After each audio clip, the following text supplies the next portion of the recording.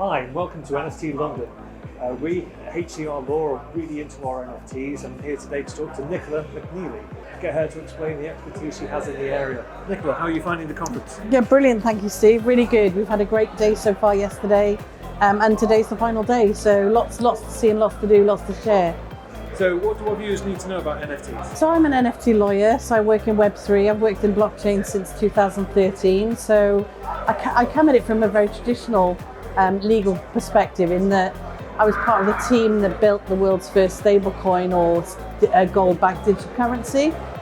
So I've come from the world of blockchain and moved into NFTs really from about 2019 onwards. So now I act for lots of people in the blockchain space, particularly Web3 and NFTs. And I help them basically implement new projects, set up their businesses, make sure they're legally compliant, and do all the legal agreements that need to be done around NFT projects. So what I would say is some of the big issues that we're seeing at the moment in the space are there's a real tug or pull between creator rights and investor rights, so allowing the community to actually commercialize and create utility in their rights, or retaining creator rights.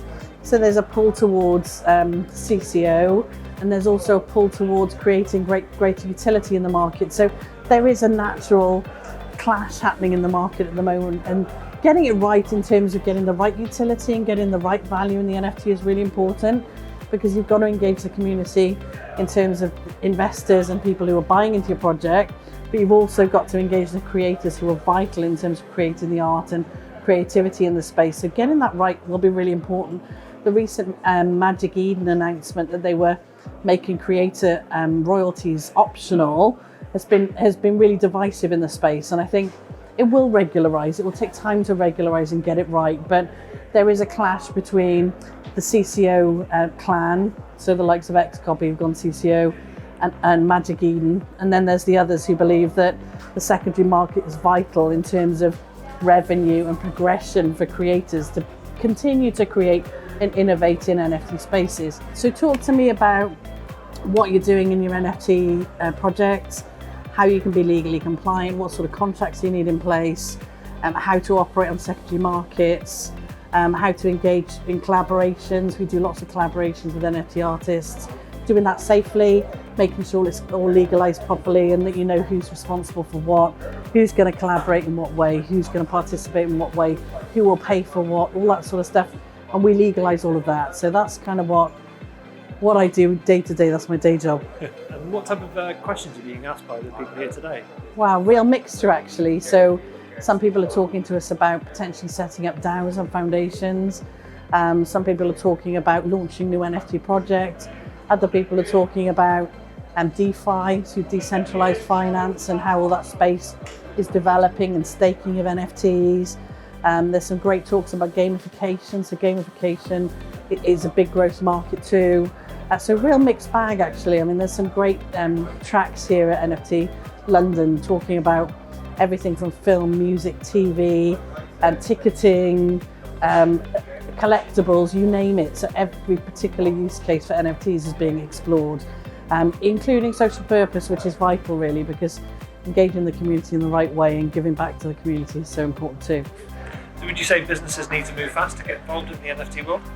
I think that, so I'm a big advocate for NFTs. I'm an NFT investor. I buy them myself. I'm hooked.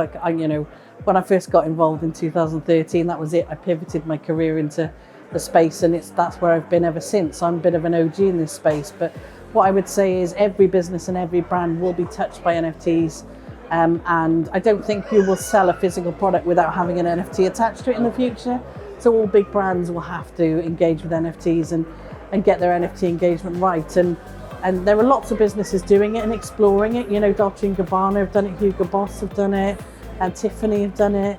You know, there's some great brands doing some great things and exploring how you can bring the physical world and the digital world together and make them work in an interactive space. And there's a lot happening in augmented reality as well. So, you know, what's happening around metaverse and how you can create these physical and digital worlds and help them collide. So owning physical assets and also owning the digital versions of them. You know, imagine attending a Beyonce concert in the metaverse and being able to wear the same outfit that Beyonce wears at the concert or order it in a Prada store online in the metaverse whilst coming on. So all of this stuff will happen, and our kids will live this day to day. You know, brands need to embrace it. Every business needs to embrace it, but sensibly, because, you know, if you're going to get into the space and understand the metaverse, you've got to have proper advice, because some people get involved and say, hey, we own property in the metaverse, when actually the platform that they've invested in doesn't have the ability to build property yet.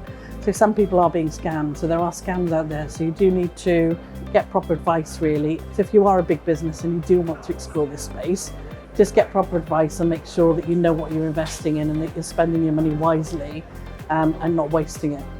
So any top tips for our viewers about investing in NFTs at this point? So just be curious. Just be curious. Just get involved. Just start looking at it. I think from my personal perspective, I don't think you can work in the NFT space unless you own them and trade them.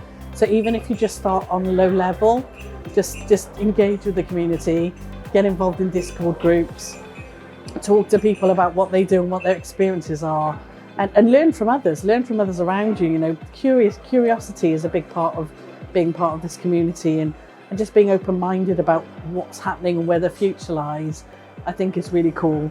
I saw a great talk yesterday. One of the artists was talking about buying digital assets. So you could buy a digital guitar to play in the metaverse, and you can get in touch with the artist to actually get him to customize your guitar for you. Wow. Which is great. So it just shows how this technology can develop, so you can actually have live interaction, engagement with the artist, which you'd never do in the physical world when you think about it. So it's creating new boundaries and new opportunities that have never existed before. So the art of the possible. What is the art of the possible? So just be open-minded, be creative, collaborate, talk to people and share. That's my top tip. Fantastic. Thank you very much, Nicola. Thank you, Really Steve. Thank you.